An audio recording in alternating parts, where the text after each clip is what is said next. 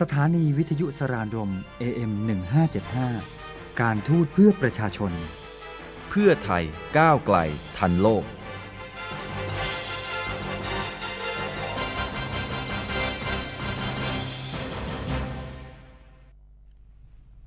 Sawasdee Good afternoon. Welcome back to News and Views, and you're still here with me,ประช Of course, News and Views is on air every Monday from 6 to 6:30 p.m.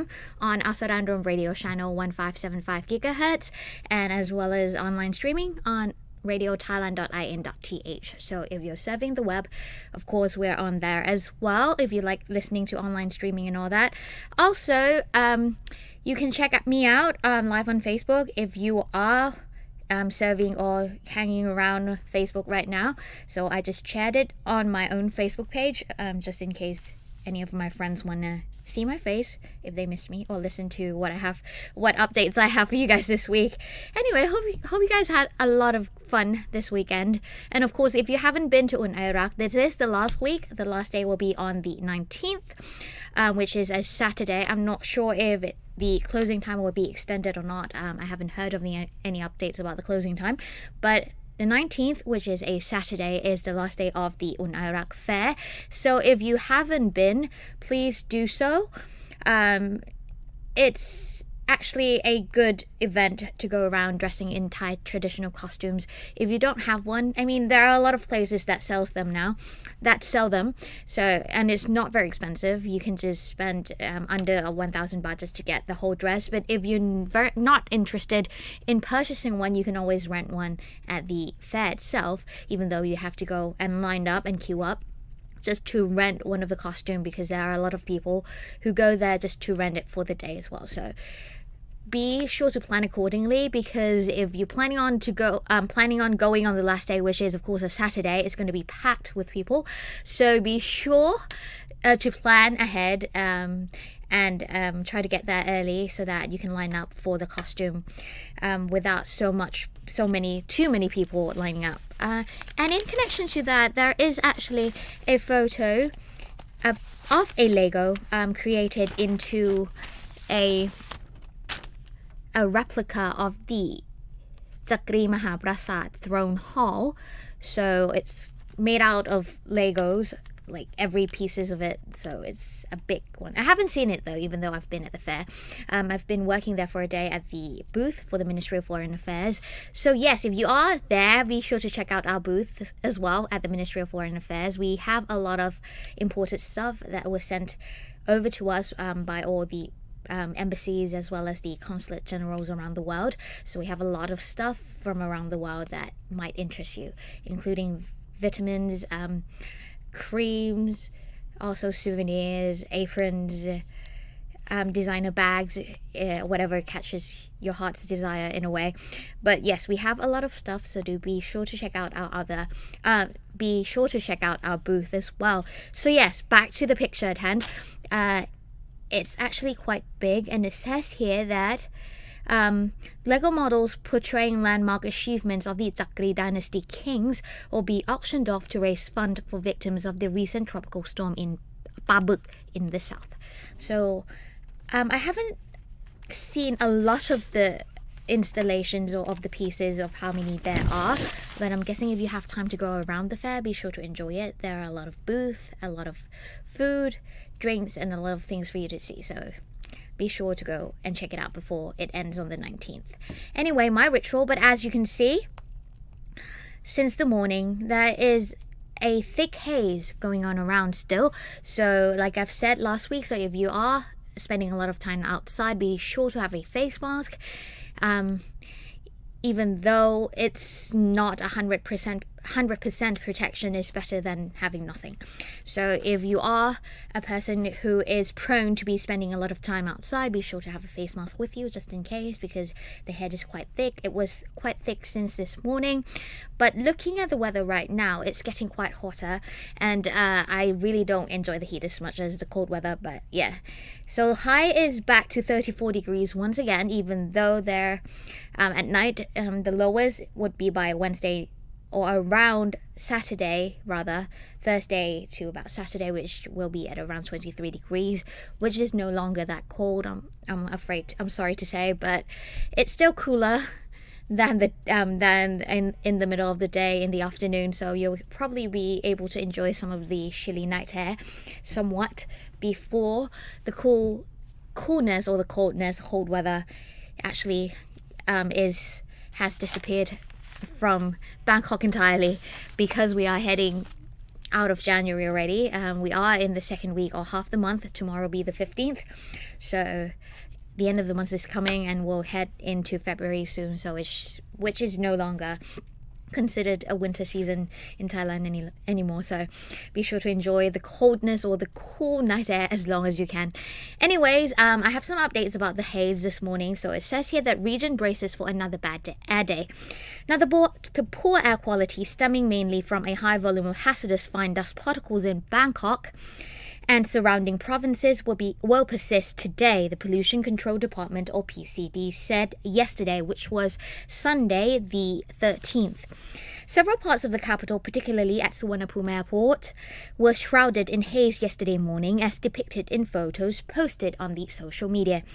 Now, at one point at 10:30 a.m. yesterday, Greenpeace Thailand tweeted that Bangkok ranked the 9th worst city on earth for air quality, citing a ranking by www.airvisual.com, which updates around the clock. Now, the city with the worst air quality was New Delhi.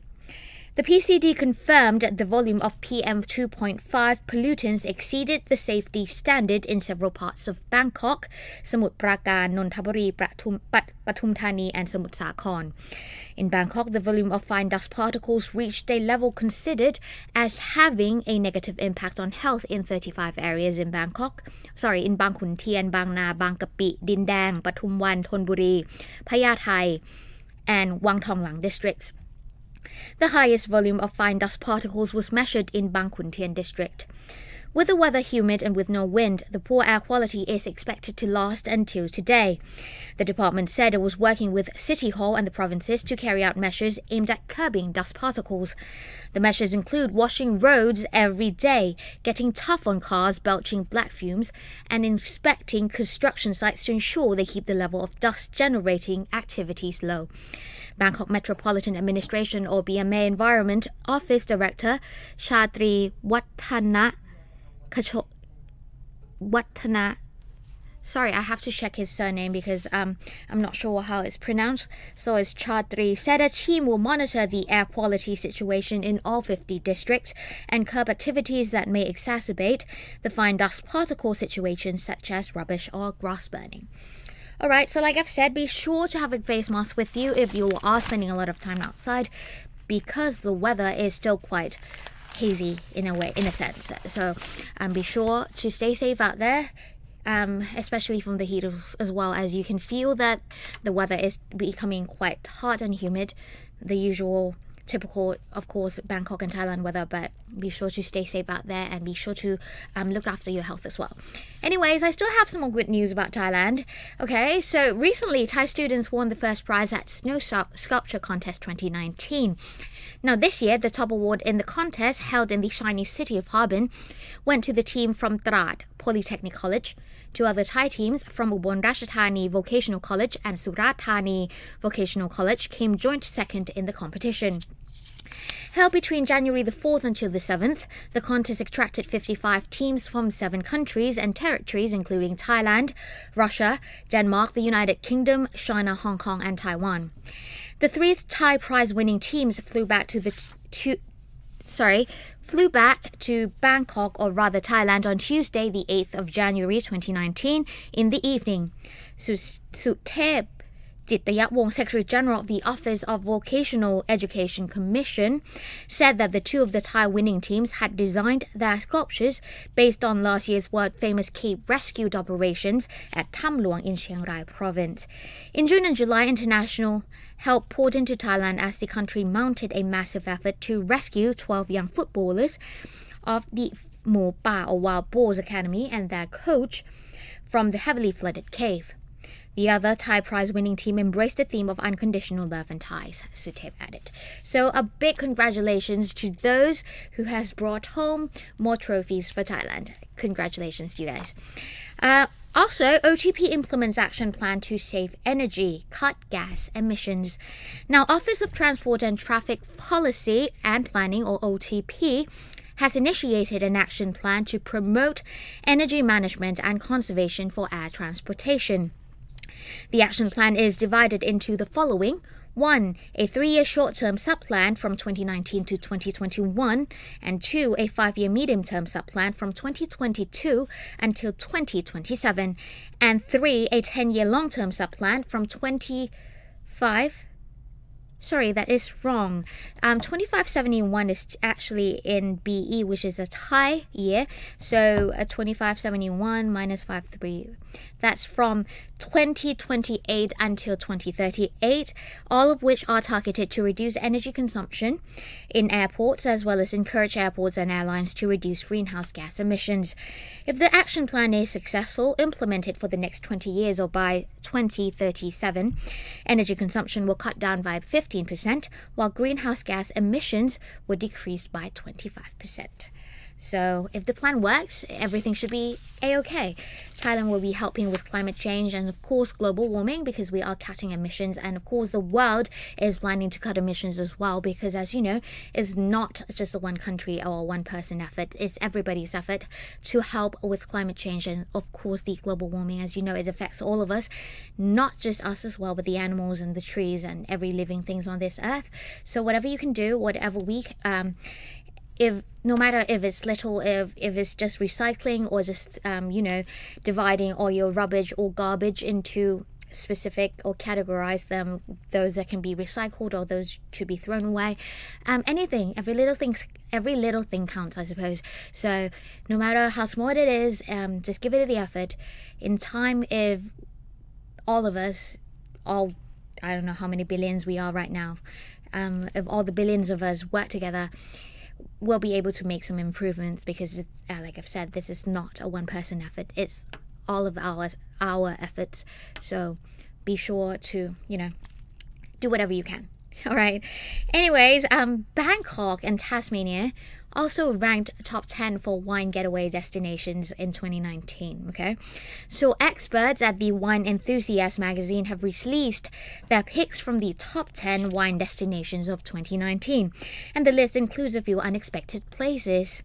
Now, alongside a few predictable usual suspects, of course, Beaujolais from France, Seattle, Washington, and Maple Valley from Chile, are destinations like Bangkok in Thailand and, of course, Tasmania from Australia. Now, chosen by the magazine's global editors, the destinations represent the most exciting and comprehensive wine travel experience for savvy travelers. Now, while best known for its exciting street food scene in recent years, Bangkok has also become one of the world's most dynamic cities for inventive fine dining. One of the city's best ambassadors of avant-garde cuisine is contemporary Indian restaurant Gagan, which has topped Asia's 50 best restaurants ranking for the last 4 consecutive years. Now, Wine Enthusiast's 2019 top 10 wine getaways include Seattle, Washington, Maple Valley, Chile, Lake Garda from Italy, Tasmania from Australia, Beaujolais from France, Temecula Valley from California, of course in the United States, Thessaloniki from Greece, Lisbon from Portugal, Lavaux from Switzerland, and of course Bangkok from Thailand. The feature is in the February issue of the magazine, which is already out now. So if you're looking for the magazine, be sure to check it out. And of course, Thailand has been ranked as one of the wine getaways. So if you haven't had Thai wine and you haven't been to Thailand, it's a great time to do so. And of course, if you're a wine lover, it's a more reason for you to come here. Anyway, halftime. Let's take a short break. I'll be right back, so do stay tuned.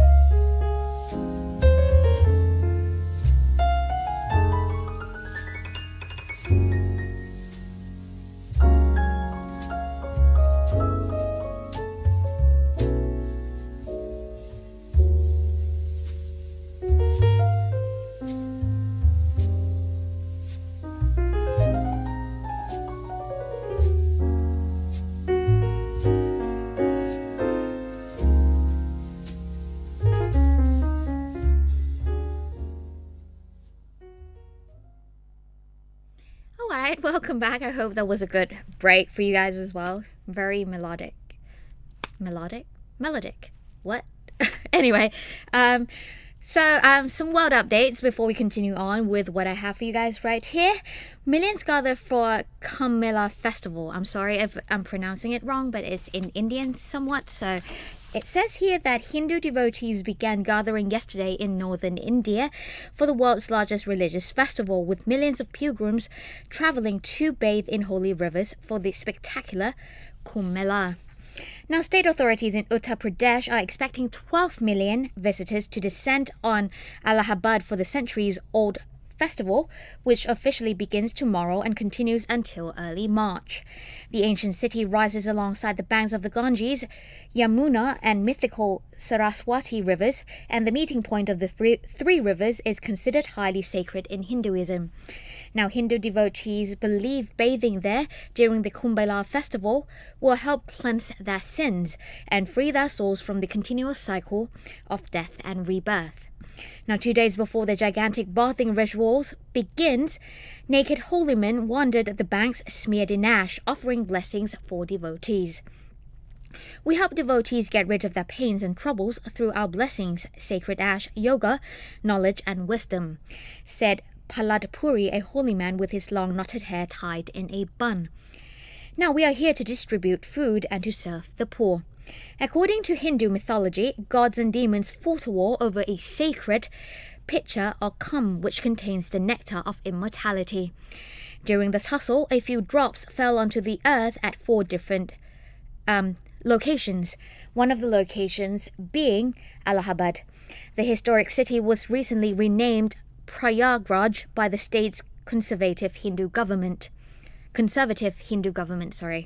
However, the city is still widely known and referred to as Allahabad. The name it was given by Muslim rulers that reigned in the area hundreds of years ago. The Kumbh Mela festival, which runs until March the 4th, has been recognized as an intangible cultural heritage by UNESCO in 2017. All right, and also, if you are interested in an ancient kind of pottery, there is actually an exhibition going on right now, and it's the Benjarong. If you have no idea what it is, which I have some knowledge, but reading this piece for a bit gave me more knowledge about what it is. So it says here that many Thais know and love Chinese blue and white porcelain. Yet another kind of Chinese ceramics called Benjarong, literally means 5 colors, is not so popular, although was custom made in China for Siam. To provide a glimpse into craftsmanship, the Benjarong Journey from China to Siam exhibition is being held by River Books and River City Bangkok at River City Bangkok Shopping Complex until January the 25th. Benjarong is a form of sophisticated art that is full of stories of the invention and taste of people during different periods of time. Historical evidence found at archaeological sites showed us that the Chinese were the creators of the world's oldest pottery. Some pots found in China, Jiangxi province, are 20,000 years old. Benjarong porcelain in Siam was made to order and imported from China during the Ayutthaya period until the Rattanakosin era. Benjarong is regarded as beautiful ware that reflects civilization, arts and sciences, as well as Thai artistic uniqueness, Culture Minister Weera Rodpojanarat said while inaugurating the exhibition last month. Riverbook CEO Mr. Narisa Chakrapong said the exhibition features at least 80 pieces of Benjarong that came from China to Siam.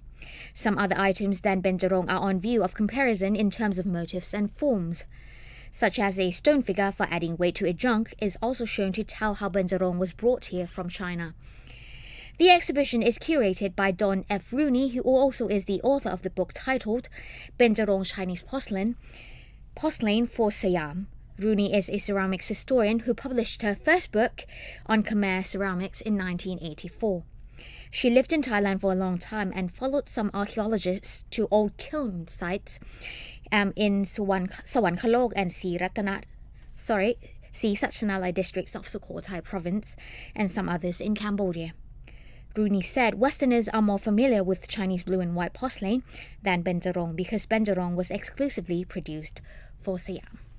Alright, so the exhibition runs until January the 25th, which is also next week. So if you're interested in potteries or any installations which are made from China, be sure to check it out before the exhibition closes on next week.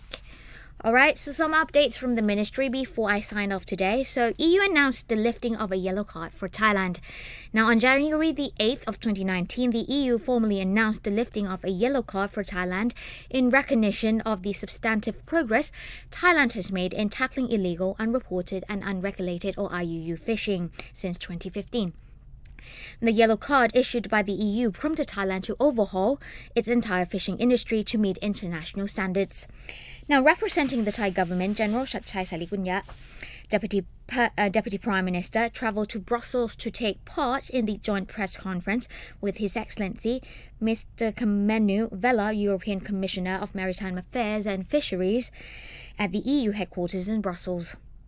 During the press conference, he emphasized the successful cooperation between Thailand and the EU in combating IUU fishing, which encompasses legal reform, fishery management, fleet management, monitor, control and surveillance, traceability and law enforcement. These measures led to the EU's acknowledgement that Thailand possesses one of the most effective systems for combating IUU fishing in the region, which can serve as a model for other states facing similar problems. The Deputy Prime Minister stated that in its capacity as ASEAN Chair this year, Thailand will give priority to promoting sustainability in all dimensions, including sustainable fishing, which will be one of the deliverables during Thailand's ASEAN Chairmanship. He also proposed enhancing the existing cooperation with the EU on all dimensions of marine sustainability, particularly the conservation of marine resources and marine environment. This in turn will help the region attain Goal 14 of the United Nations Sustainable Development Goals, which is to conserve and sustainably use the oceans, sea and marine resources. Moreover, the Deputy Prime Minister has underscored the importance that Thailand attaches not only to sustainable fishing, but also to ethical fisheries practices. Thailand has pledged to ensure that the working conditions in its domestic fishing industry meet the International Labour Organization or ILO standards and the United Nations guiding principles on business and human rights. Thailand will also take lead by becoming the first country in Asia to ratify the ILO Work in Fishing Convention 2007 or C188 by the end of January 2019. On the same occasion, the EU Commissioner of Environment, Maritime Affairs and Fisheries of the European Commission praised the hard and honest work undertaken by Thailand, which has enabled Thailand to carry out its international obligations to comprehensively fight IUU fishing.